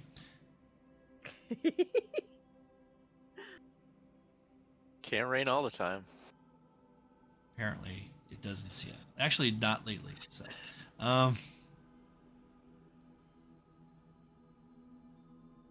Raven people are typically not materialistic. They avoid wealth unless it involves knowledge, secrets, or shiny things.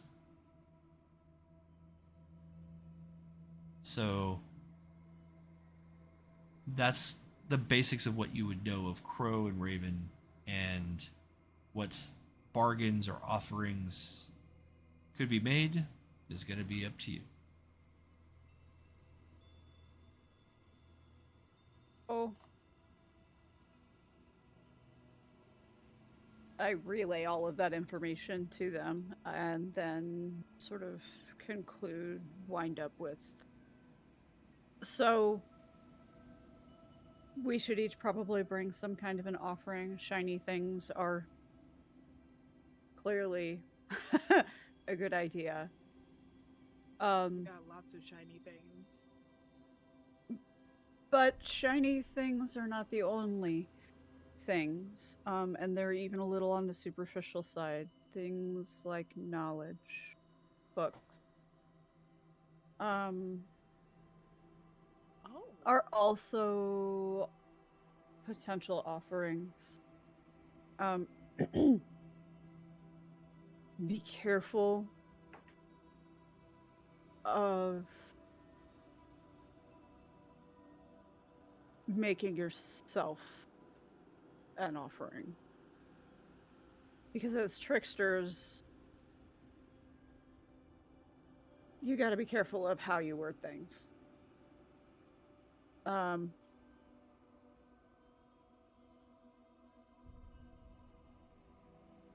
Honestly, Raven and Crow have, as tricksters go, a fairly reasonable reputation for benevolence. They're a little bit more just mischief makers. Coyote is a little different than that. He can be... He can lean a little harder in the trickster direction. Crow and Raven a little less so. Crow and Raven tend to like people a little better.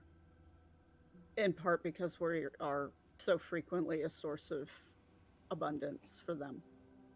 You would be reminded of, in recent history in Seattle, a young girl, now probably in her teens, who received gifts from crows, famously. Yes, because she was leaving food out for them. And they would bring her gifts, screws, little trinkets. Whatever food. shiny things that they found, yeah. So food is another option, but when we're talking about the crow, I don't know. It'll certainly be a part of what I offer, but only a part.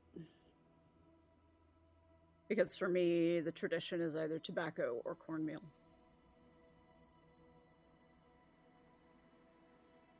Well, there's a lot of cool offerings I can think of. You wear a lot of those cool offerings. I do. I do. I jingle a lot with them, but I also have access to a decent library. And a lot of food because farm. So I'm sure between all of those things, we can find something to give Crow and Raven. I think we're just concerned with Crow right now. Raven's a little bit bigger deal, but I think that the mask is associated specifically with Crow. Crow, yeah.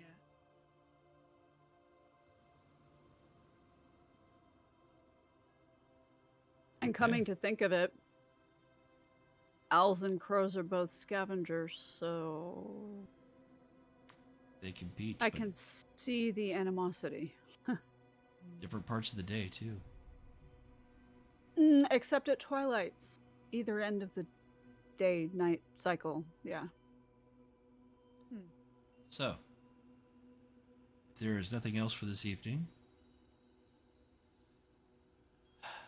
you've planned your week. You know you have some hardships ahead. But one by one, the three of you drift off to sleep.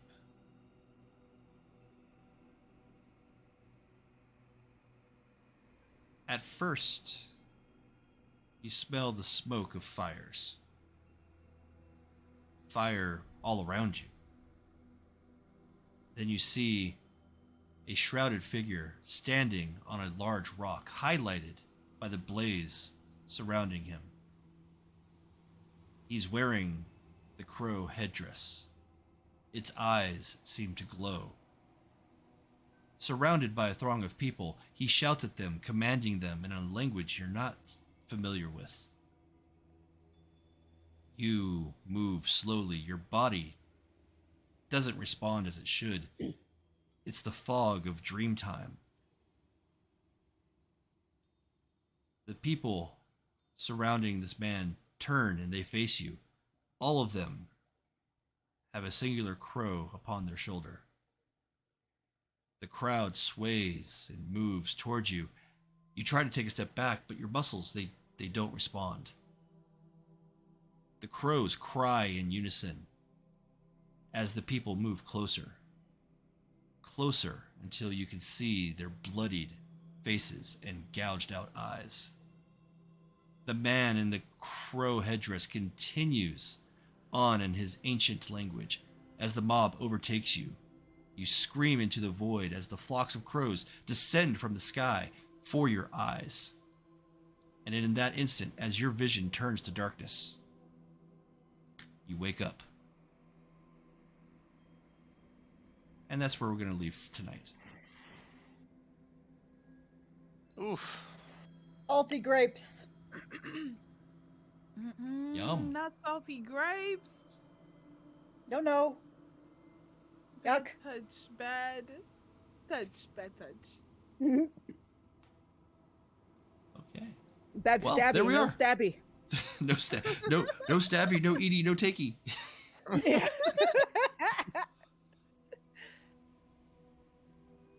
Well, Woo. there you guys go. You guys had another montage of lessons, but What did Joseph give us? gave you a really cool mask. That's He causing. gave And- us a hell of an assignment. Yes, that's what. Yes. Well, this basically it's Malcolm saying, "You deal with it." Right. I mean, at the Gonna very least, I know we can, but Kick jeepers, you Malcolm know. in the shins when I see him next. Mhm. I had fun. I had fun running Yes. this for you. I hope you guys did too. Yeah. Yes. Yeah. And you got your new crow mask. Ouch! I just punched my mic. Sorry. Ouch. Okay. Yes, that hurt. Oh. It is. It was a fun thing to create to make it do that. That is so cool to me. Yes, it is. Yes, it is. I love So- Photoshop. Nea's having a Yes. small crisis, and it's kind of funny because she was the crow in Charlie's dream. Mm-hmm. Yeah. Friggin' crow keeps popping up. Well, it was the raven in the dream, but raven, crow, friggin' corvids. Yes. They are. They seemingly everywhere. They really, really are. I think we are on a daily basis unaware of just how many corvids we cross paths with day to day. Hmm. But yeah. Anyway, All so right. they just like who's trying to tell me what? Well, I think this is one of those things if we don't figure it out beforehand, we're definitely figuring out the minute we step into the spirit wilds. Oh boy, I'm really Yeah. This is I'm going up our Excited. noses. I'm nervous, but I'm excited. You Hey, have, this is gonna be fun. Yeah. you have choices. You can go back to the city. You can just throw this mask away. Oh, well, where's the fun in that? And it's so pretty. And also, it was insinuated that in order to get this mask from the Garu, Alice promised that she would devour and destroy every single one of you if you had disrespected it and or fall into the worm. So Oh, that's exciting. You know. Don't fuck it up is kind of how Just Joseph said it. Good luck, casually. and don't Yeah, fuck it a up. little bit of rampaging between friends. No big deal, Yeah. Okay, so this is driving me insane, and it's probably the brain fog that I've been dealing with for the last month. But Alice, Mhm. I know this name. Why do I know this name? Who is this? I know that we this have- name from our LARP session Yep. in the woods like 20 years ago. Yep. Okay, Billie, I Cammy's- cannot recall what I had for breakfast yesterday. Okay, I don't. 20 years ago is not happening. Yeah, this is Cammy's character, werewolf, that has, in the timeline of things, decided to, as a Philodox Garu, which are half moons, their role in their society is to act as mediators, and has taken upon herself to be a mediator between mages and werewolves. She stands to reason if her father is a mage. Correct. And her husband is a mage and was also Joseph's student for a time. Okay. Was So not why yes. I was thinking I knew the name, but it's She's just as likely. she's also her Garu werewolf wolf form is more akin to a big red puppy dog than an actual like mean wolf. So, More akin to a Clifford than Right. than a She is Fenrir. and she is thoroughly 100% city wolf. She is a glass walker. Okay. Nice. She's found her place.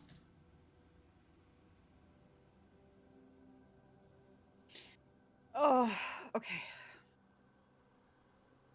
Anyway, Oh, that Yeah. felt good. Yeah, Any- this is gonna be a fun session when we finally get there. any questions or anything before we head off? Mm-mm. Okay. Well, I had a great time. I hope you did too. We will Yes. see everybody next time when we're back on to Mage Mondays and all that good stuff. So have a good night and see you later. Good night, everybody. Nice.